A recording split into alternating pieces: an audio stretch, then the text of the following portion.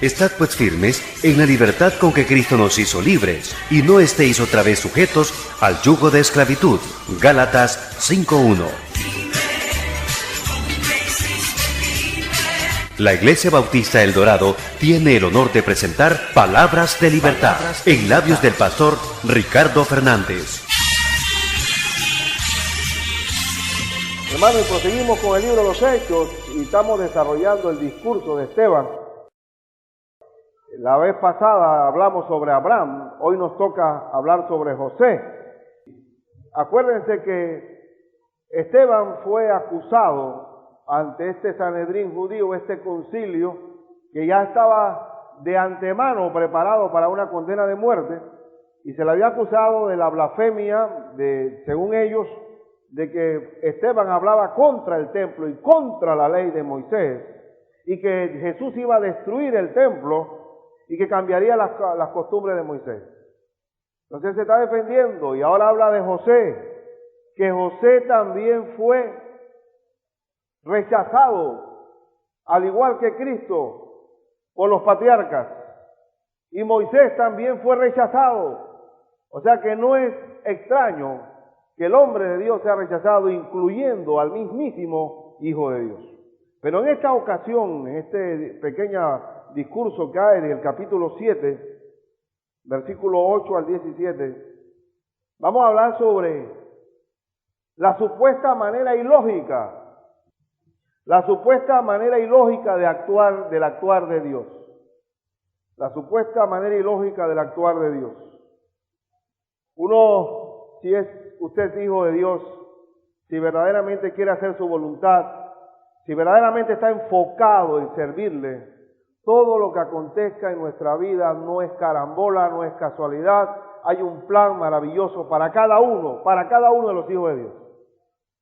Así que no estamos bajo la buena suerte o la mala suerte, o como dirían los españoles, la buena leche y la mala leche. No estamos hablando de suertudos o salados. El hombre que quiere vivir la voluntad de Dios, todo lo que le acontezca es cumpliendo, es que Dios va a usar ese instrumento para su gloria. Nada es ilógico en el plan de Dios, nada es ilógico. Así cuando dice Isaías 55, 6 al 9, vale la pena que lo tenga abierto allí y no quite la mano del capítulo 7 de Hechos. Isaías 55, la Escritura dice: buscad a Jehová mientras pueda ser hallado, llamadle en tanto que está cercano. Deje el impío su camino y el hombre inicuo sus pensamientos, y vuélvase a Jehová, el cual tendrá de él misericordia, y al Dios nuestro, el cual será amplio en perdonar, porque mis pensamientos no son vuestros pensamientos, ni vuestros caminos mis caminos, dice Jehová. Como son más altos los cielos que la tierra, así son mis caminos más altos que vuestros caminos, y mis pensamientos más que vuestros pensamientos. Y está hablando aquí que los caminos del hombre, la lógica humana, el razonamiento del hombre no está al mismo nivel de Dios. Hay muchas cosas que nos ocurren en nuestra vida que lógicamente no tienen respuesta. Pero que yo no sé si a usted le ha pasado, que esto que me está pasando a mí aquí hoy, resultó, lo que me ocurrió en días anteriores o en años anteriores, resultó en una bendición mayor. Hay lo que se llama bendiciones disfrazadas, que Dios va a usar la experiencia nuestra para enrumbar su voluntad. Y en el caso de José es un caso excepcional, es un caso de anillo, como el anillo al dedo. Claro, y quiero que tenga su Biblia abierta en el libro de Hechos 7. Aquí uno puede ver los caminos del hombre y los caminos de Dios. En primer lugar, Dios actúa a través de experiencias traumáticas. Experiencias que según algunos profesionales pueden decir, esta experiencia te traumatizó. O esta experiencia tan dura puede inspirar un tango, o esta experiencia te marcó. en las cosas de Dios, aún lo traumático puede resultar para bien. Es más, es para bien. Busque allí en Hechos 7, en versículo 8 y 9, y le dio el pacto de la circuncisión. Y así Abraham engendró a Isaac y le circuncidó al 8º día, e Isaac a Jacob, y Jacob a los 12 patriarcas, o sea, las 12 tribus de Israel, que vienen siendo los padres de las 12 tribus, de los clanes, y los patriarcas, movidos por envidia, vendieron a José para Egipto, pero Dios estaba con él, y le libró de todas sus tribulaciones, y le dio gracia y sabiduría delante de Faraón, rey de Egipto, el cual lo puso por gobernador sobre Egipto y sobre toda su casa. Y aquí estamos hablando de experiencias traumáticas. Yo quisiera saber quién de nosotros ha sido vendido de esclavo por el odio de los hermanos de uno. Y uno puede ver el trauma en la situación que José a los 17 años solamente, va a sufrir lejos de su hogar, sin mamá, sin papá, un muchacho consentido de su padre, como lo dice el Génesis 37, que vale la pena que lo tenga también abierto en Génesis 37. Vamos a leer el versículo 2. Esta es la historia de la familia de Jacob. José, siendo de edad de 17 años, apacentaba las ovejas con sus hermanos, y el joven estaba con los hijos de Bilha y con los hijos de Silpa, mujeres de su padre, e informaba José a su padre la mala fama de ellos.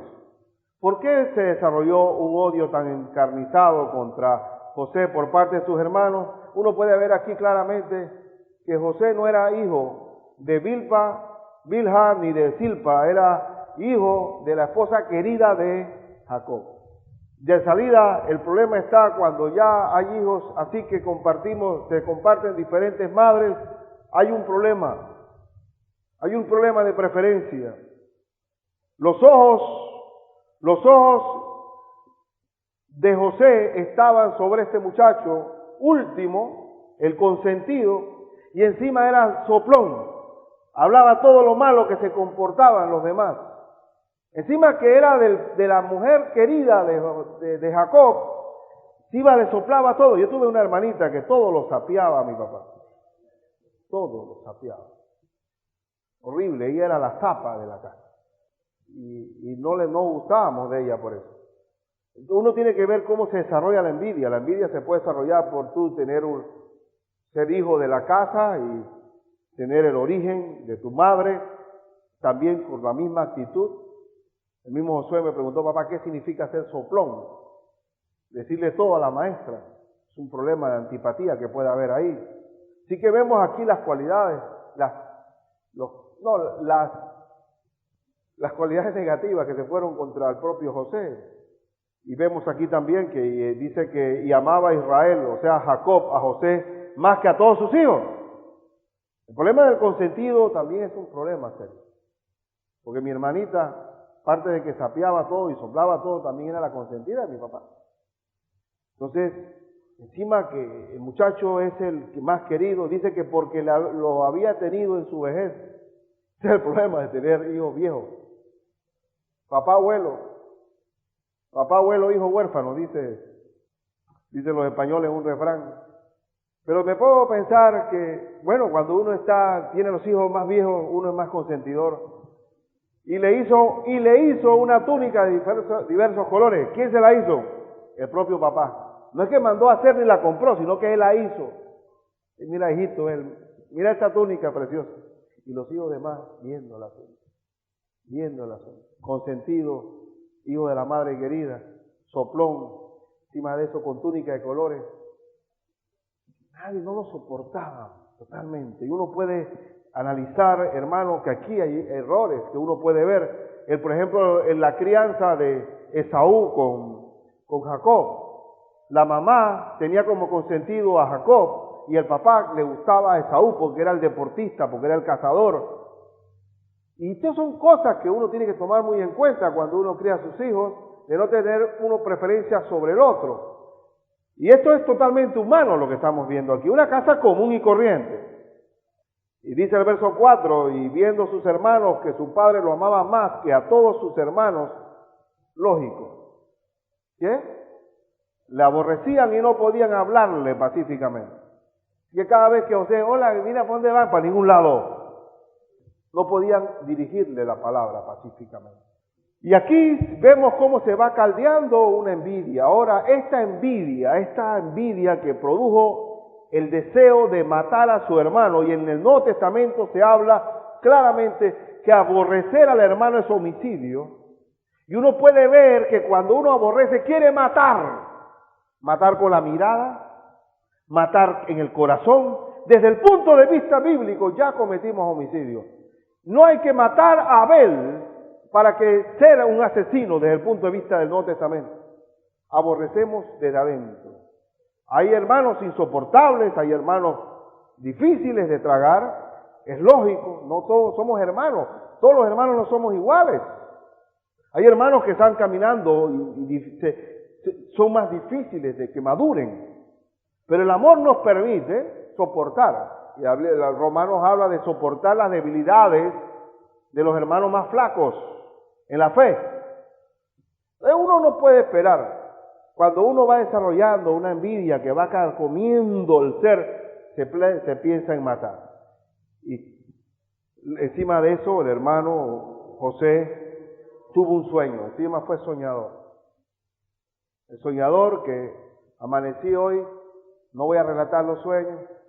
Mira, yo era un manojo, yo tenía un manojo de trigo y estaba paradito mi manojo. Y habían otros 11 manojos que se inclinaban donde mí.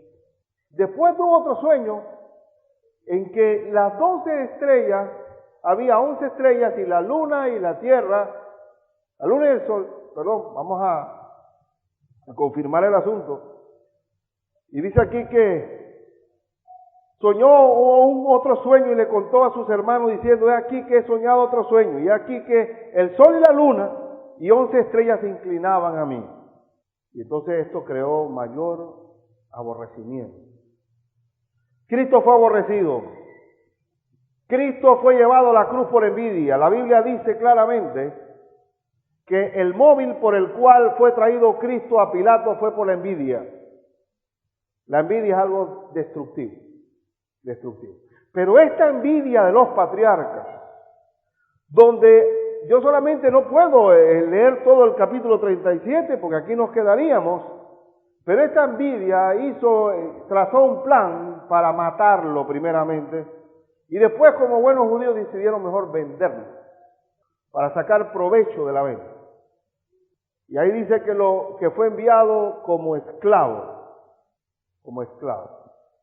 Yo no sé si ustedes qué piensan, pero yo he visto personas marcadas a lo largo de mi pastorado. Personas que llevan la huella de que vinieron de un barrio popular o que fueron criados por un padrastro o una madrastra o que sufrieron problemas serios en sus vidas, traumáticos, y eso los marcó. Quiero que valore y revise bien su vida.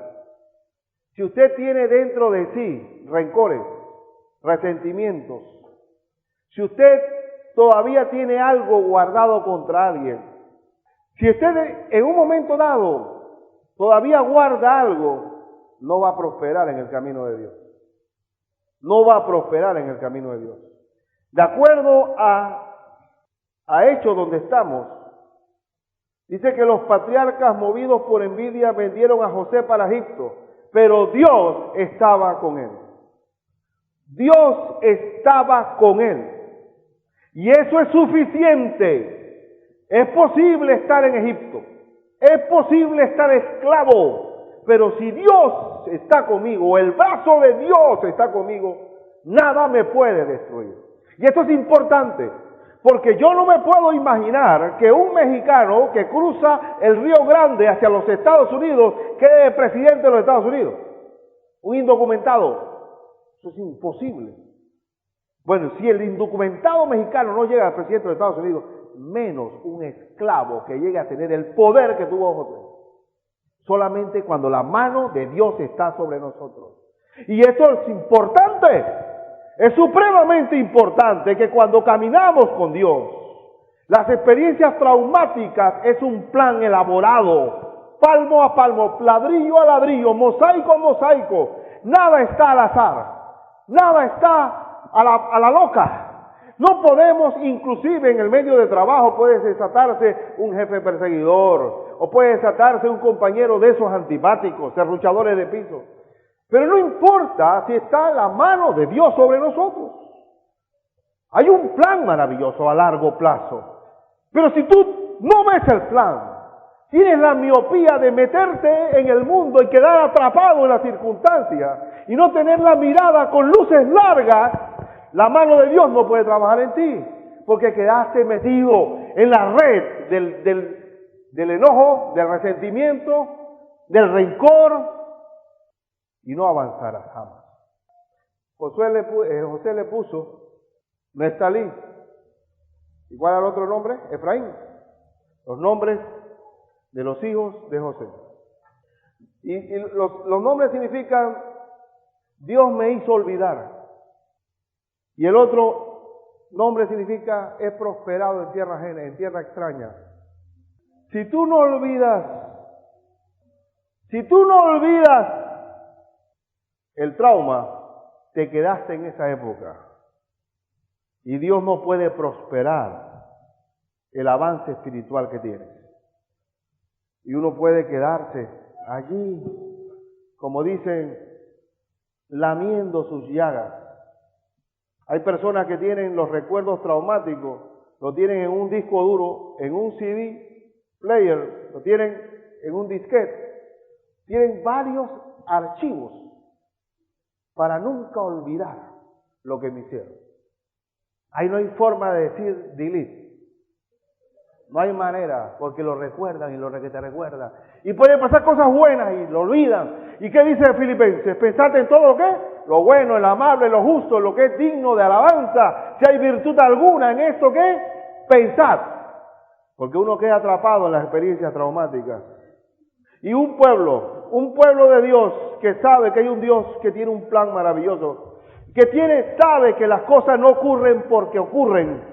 No cree en lotería, no cree en sueños, no cree en cuentos de viejas, sino que hay un Dios real. Cada cosa que ocurre en mi vida tiene un porqué. Tiene un porqué. El asunto estriba en, ¿saben cómo Dios va haciendo un plan maravilloso para cada hijo? ¿Sabe cómo?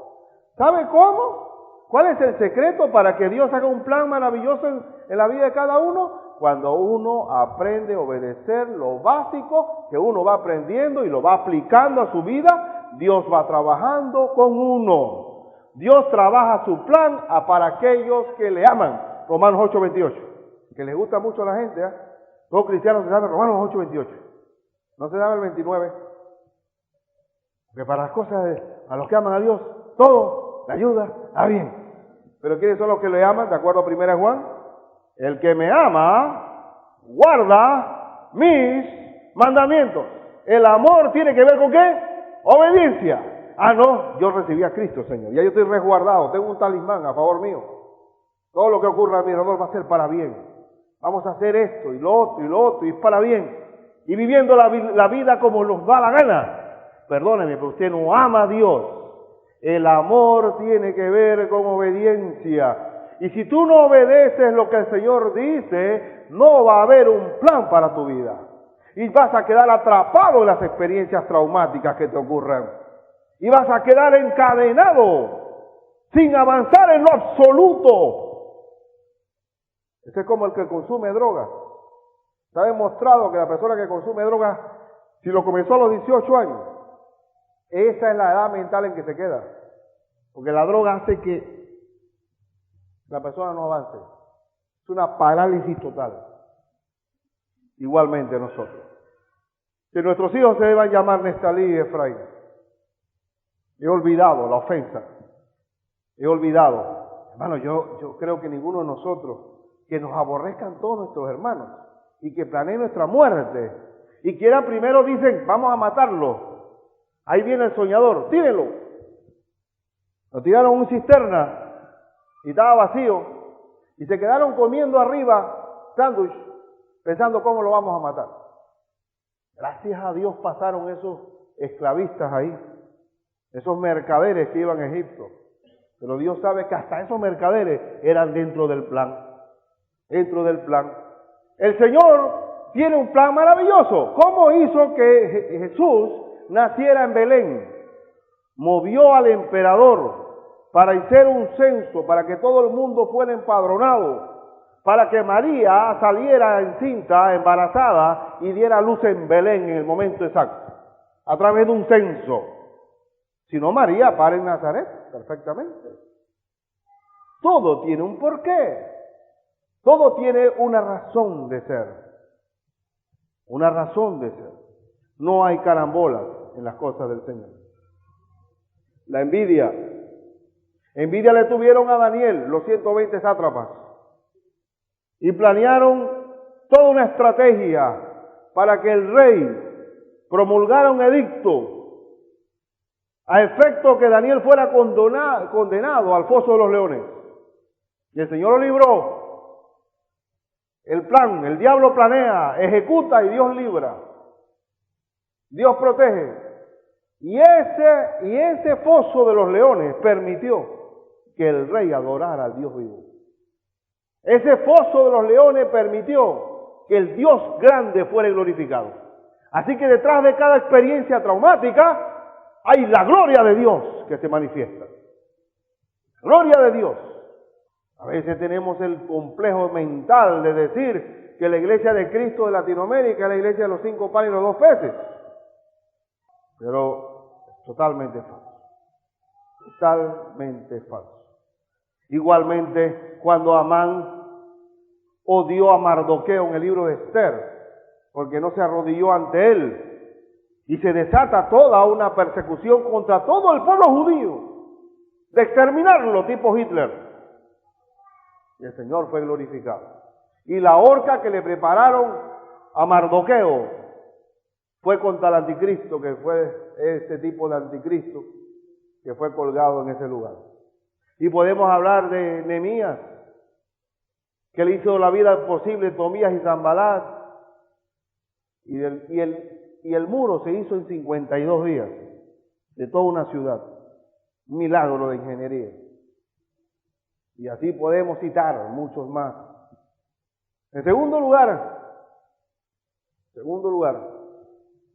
Dios trabaja a través de crisis económicas.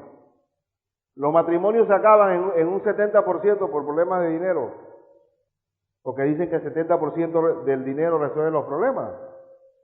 El verso, es bueno, perdónenme ustedes, recalcar el verso 10 de Hechos. Dice que Dios estaba con él y le libró de todas sus tribulaciones. Estamos en Hechos 7, versículo 10. Y le libró de todas sus tribulaciones.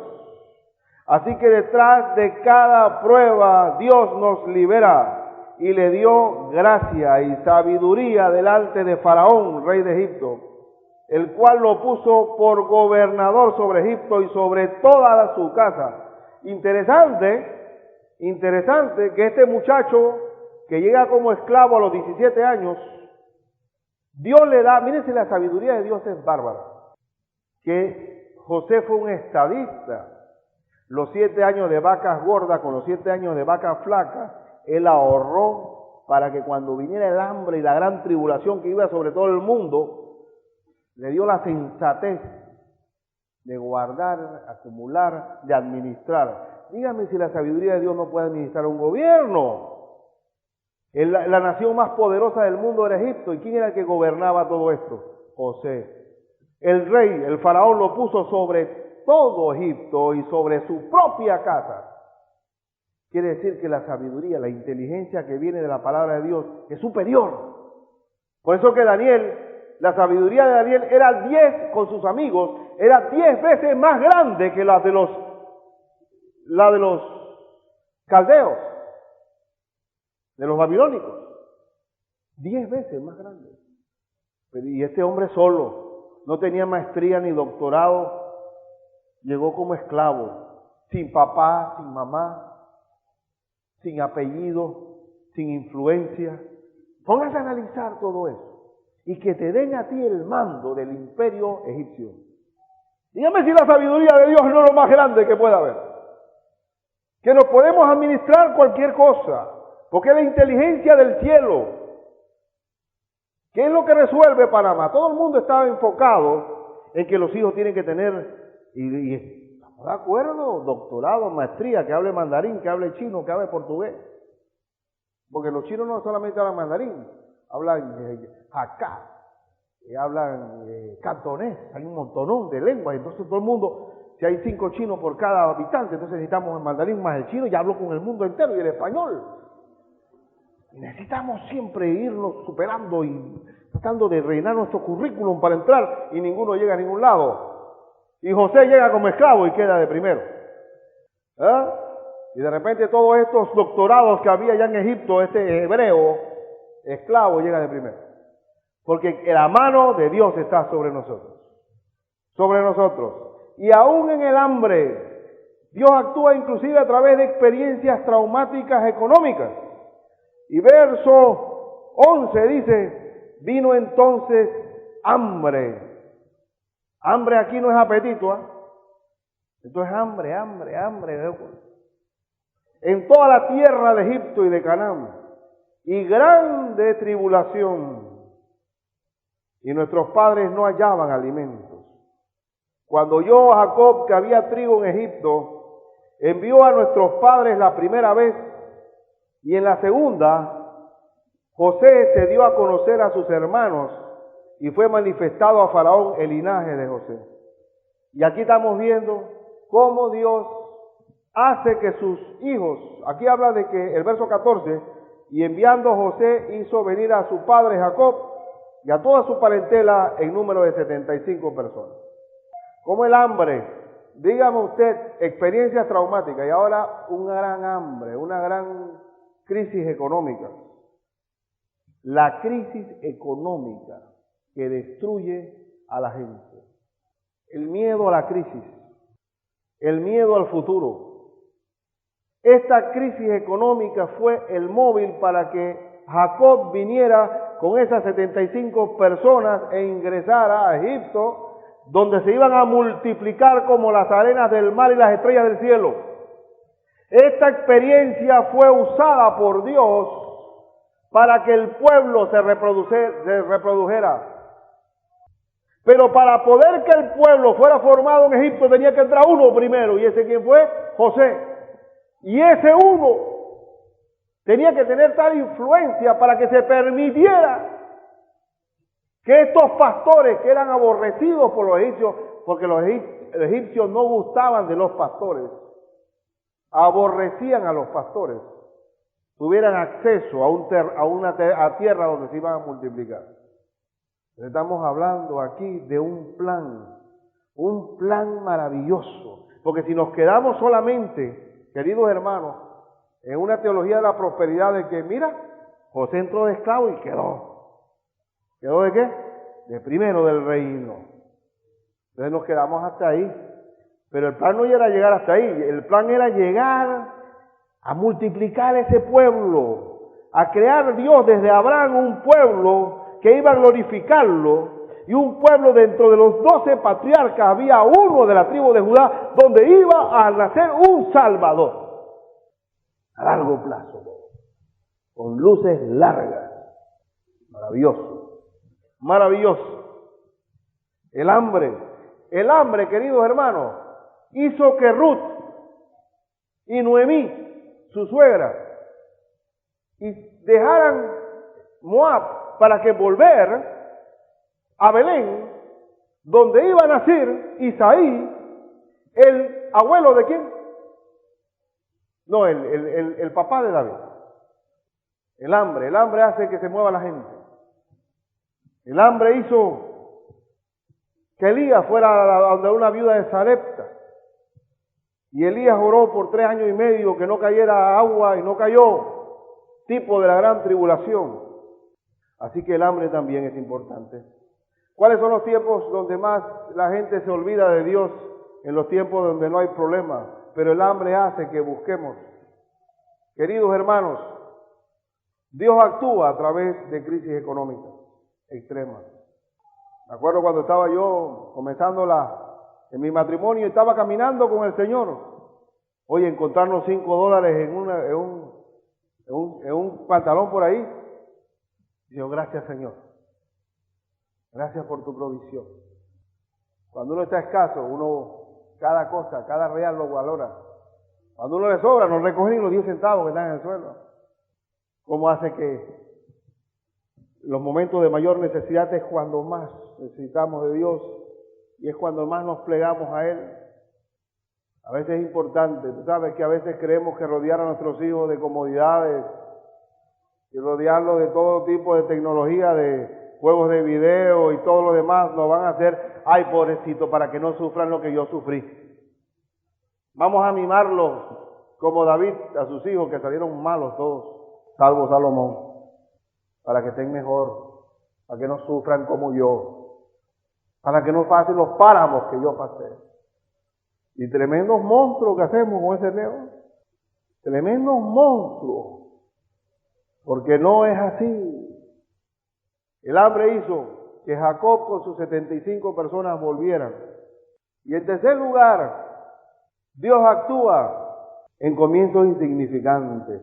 En el versículo 14 al 17 dice, y enviando José hizo venir a su padre Jacob y a toda su parentela en número de 75 personas. Punto. 75 personas. ¿Cuántos salieron de allí con Moisés?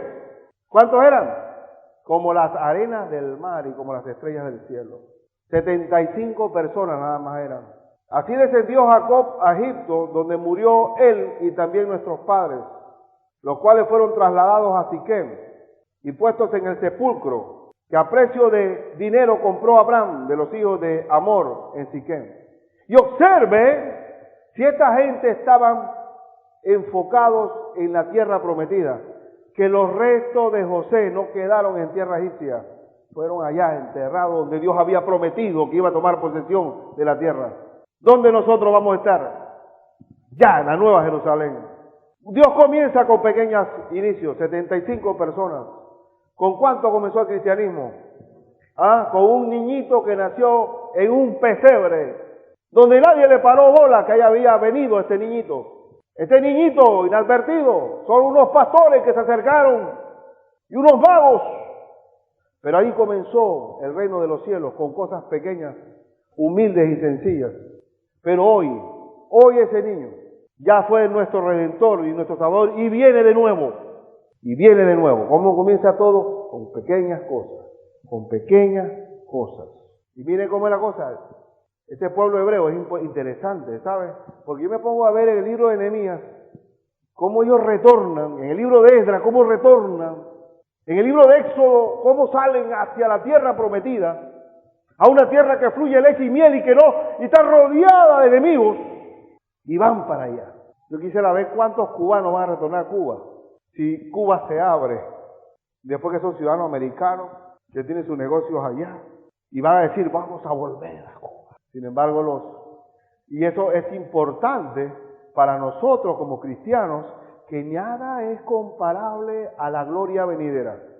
Nada es comparable, ni las casas que tengamos, nuestros restos, todo lo importante va a estar allá, que es lo más importante, la salvación de nuestras almas, nuestra mirada hacia las cosas de arriba. Porque hacia allá vamos. Y me gusta, una tierra material, física, y ellos no querían ni ser enterrados.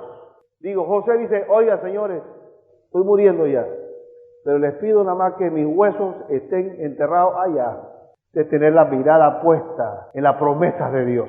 Y tremendos problemas que tuvieron en el libro de Éxodo para tomar posesión de esa tierra.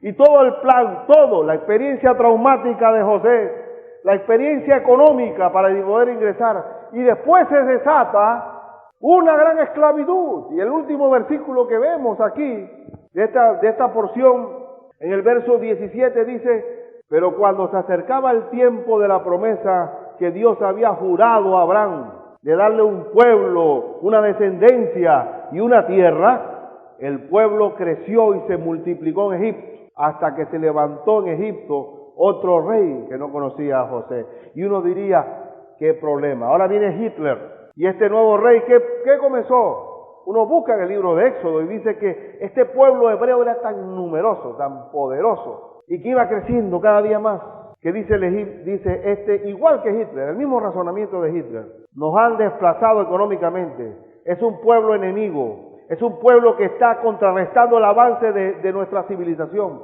hay que exterminarlo. Y este rey, este faraón, que no conocía a José, que no tenía ningún agradecimiento hacia el pueblo hebreo, planeó su matanza. Y Moisés, en una arquilla, es salvado, tipo Cristo, también que es liberado de una matanza organizada por Herodes.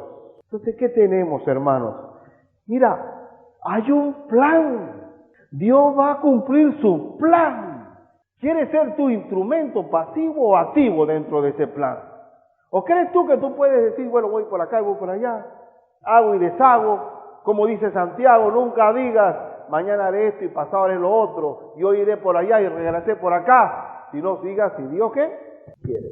Siempre creemos que tenemos el control de nuestra vida y es el Señor el que lo tiene. En conclusión, Romanos 8:28 dice que todas las cosas nos ayudan ¿a qué? A bien. 8:28. Y sabemos, ¿usted sabe eso?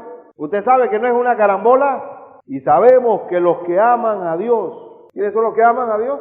Los que guardan sus mandamientos, todas las cosas les ayudan a bien. ¿Fue para bien que José fuera esclavo? Para bien. ¿Fue para bien que bajo un hambre viniera ese pueblo a Egipto? Para bien. ¿Fue para bien que el pueblo se multiplicara y viniera otro rey a exterminar? Fue para bien. ¿Fue para bien que Moisés haya sido criado en la corte real egipcia? Para bien. 40 años. Fue para bien. Así que, hermanos, ¿dónde puede haber depresión para los que estamos caminando con el Señor? ¿Será que algunos reveses en tu vida, de repente tú sientes un golpe, un izquierdazo que te noquea y tú dices, Señor, ¿dónde estás tú? Piensa, hermano mío, revísate, si estás agradando a Dios en tu vida, piensa siempre que todo va a resultar para bien, todo resulta para bien. Aún el positivismo americano, el pragmatismo americano, los Estados Unidos de América se han caracterizado por un país pragmático. Pero ¿sabe de dónde viene eso? ¿De dónde ellos no se estancan en los problemas y quedan atrapados en un no se puede o me rindo? Porque tienen una raíz cristiana. Nosotros que tenemos esa raíz cristiana no nos podemos detener ante los obstáculos que aparezcan. No podemos detener, ni estancarnos, ni lamer las llaves. La Iglesia Bautista El Dorado ha presentado Palabras de Libertad. Recuerde lo que dice Gálatas 5:13, porque vosotros, hermanos, a libertad fuisteis llamados, solamente que no uséis la libertad como ocasión para la carne, sino servíos por amor los unos a los otros. Le invitamos a escuchar nuestro próximo programa a esta misma hora y por esta misma emisora.